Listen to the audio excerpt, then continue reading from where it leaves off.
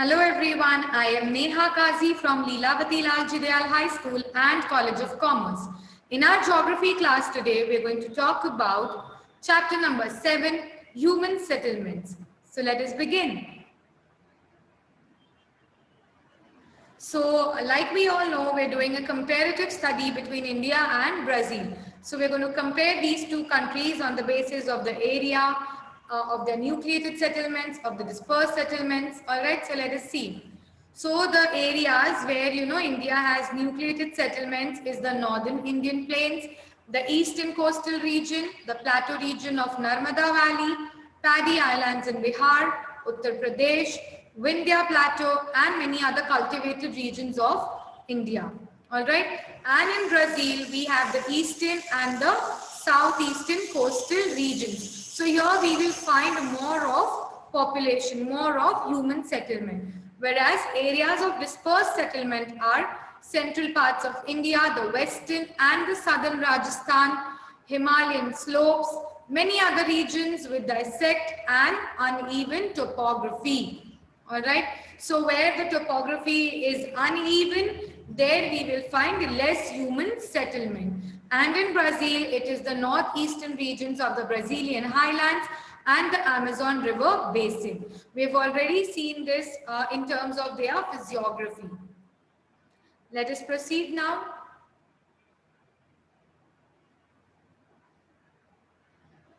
So now what are the settlement patterns in India?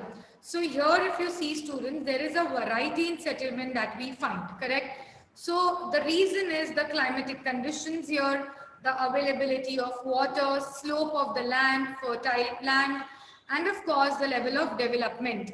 Now these reasons are pretty important when we talk about human settlements, because people will definitely go out or look out for places to settle where they get a lot of job opportunities, employment opportunities, where there is fertile land, where water is available, correct? The climate should be suitable, right? The topography should be proper. So these are the reasons why we find variety in settlement in India. Okay, so we have nucleated settlement and we have dispersed settlement. So nucleated settlements, generally we find it in the plains, the coastal areas and the regions where farming is well developed. Why? Because here you will have, like, if there are plains, so you will have good job opportunities, there will be industries there, companies will be there, so people can work. Coastal areas, of course, they have, India has fishing also as one of the, a source of income. So coastal area is there in India, and of course farming being the major part of India, correct? Then we have dispersed settlements also, because we've already seen the physiography of India. In terms of population also, we know that population in India is uneven. So we have dispersed settlements also here, which is found in the mountainous or hilly regions. It is also found in the desert area and the forest covers of India. So there we will not find a lot of people going and settling. All right. So the population in these places is less compared to the other plains and the coastal areas and the regions where farming is developed. All right. Then let us talk about the settlement patterns in Brazil. So now how were the earlier settlements? They were mainly found in the southeastern coastal areas. Southeastern coastal area is a region in Brazil where there is more of population, which means it is densely populated.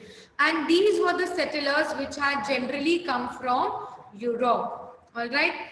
So nucleated settlement, like I said, is found in the coastal areas because living factors are there, correct? So there is water available, there are natural resources which are there, minerals are found, fertile land is there, and of course transport facility is also very well developed. So these areas will be densely populated, will have nucleated settlements there, all right? And like I said, because of these favorable factors, the well advanced or the well developed state is Sao Paulo. All right. Okay. We have dispersed settlements also in Brazil. So it is in the Brazilian highlands because there is extreme droughts. All right. So they do not have a lot of rainfall there, okay? And due to that, agriculture is not progressing. All right. So people are not preferring living in that area. So the population is very less there. Okay. It's sparsely populated. All right. We're talking about the northeastern region of Brazilian highland. And then we also have dispersed settlement, which is in the Amazon River basin. Obviously, because it has a thick, dense forest, the climate there is not suitable for the people. There is limitation on the use and exploitation of resources. Plus, transport facility is not developed in the area. So you will not find good roadways there. There are no railways there, correct? So transportation is a major issue there. That is why the population is very less in this area. It is again sparsely populated. All right, students. So we saw about the settlement patterns of India and Brazil. Now let's take up about the comparative study of India and Brazil with reference to the urbanization. So the level of urbanization in India is less compared to Brazil. So it is nearly 31.2% in India. So major region, this means major region in India is rural. It's not urban. Urban area we have is just 31.2%. Whereas in Brazil, it is high, which means it is nearly 84.6%. All right. The most urbanized state in India is Goa. All right. And in Brazil, it is Sao Paulo and Rio de Janeiro. All right. So this generally comes in your fill up and all. So you can remember this, students. Okay. These are facts. All right. Let us take up the next thing, that is urbanization in India. So the level of urbanization is basically measured in terms of the urban population to the total population of that specific region. All right. So how do we say that Goa is the most populated area? Because we are talking about the percentage of the urban population compared to the total population of that region. All right. And that is how we come to know that Goa is the most urbanized state that we have in our country. All right. So let us talk about the features of urbanization in India. So compared to the developed countries, the level of urbanization in India is less. We have already seen in the comparative study that it is only 31.2%. Okay. Whereas we can see a gradual growth in urban settlements, which means we are progressing. It's not that we are not doing, all right, but it is slow, all right. And compared to the northern part, there is more urbanization in the southern part of India. Again, here the reason is the physiography of our country. We know that in the northern part, we have the great Himalayas. Correct? So there is slope and all, the topography is not favorable. So that is why urbanization is less there compared to the southern part of India, where we find the plateau region, the plains, correct? Pretty much favorable for urbanization. Let's go ahead and talk about the level of urbanization. So there is low level of urbanization, I told you already, in the northern part, because we have states like Jammu and Kashmir, Himachal Pradesh, Uttarakhand, Bihar, Rajasthan. Rajasthan, of course, half of Rajasthan is desert area. So the urbanization, of course, will be less there, correct? Then there is high level of urbanization we saw in the southern states in India, Goa being the most urbanized state. It has nearly 62% of people who live in the urban settlements. All right. We already know how we are measuring this. We are talking about the population living in urban area compared to the total population of that region. So with this, Goa becomes the most urbanized state in India. All right. We also have good level of urbanization in Tamil Nadu, Maharashtra, Gujarat and Kerala. All right. So the level of urbanization is more than 80% in the Union Territory of Delhi. Here we are talking in terms of Goa. All right. Let's talk about Brazil now, the urbanization in Brazil. So Brazil is one of the few highly urbanized, countries in comparison to your developing countries.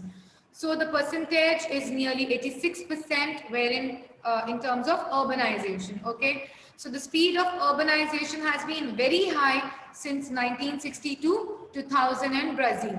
Okay, but currently if you see their rate, it has become low. Okay, so the urbanization is now pretty low in Brazil. All right. So low level of urbanization is found, obviously we have seen this in the Amazon River Basin, then the Brazilian highlands, correct? Because here in these places, the region is not favorable for urbanization, all right? So compared to the interior states of the country, urbanization is more in the coastal areas. We also saw that there are more people living in the coastal regions of Brazil, all right? So if you compare it to the states of the north, all right, we have Sao Paulo, we have Goiás, we have Minas Gerais. These are all located in the southern eastern part where there is more of urban population. So Sao Paulo has emerged as a major metropolitan and industrial area in Brazil. We have seen this in the comparative study also, that it is one of the most populated area and one of the most urbanized area in Brazil. Okay. Now here we're talking about, we saw that how Brazil's population is uneven and towards just one place. So the government came up with Go West policy for them. All right.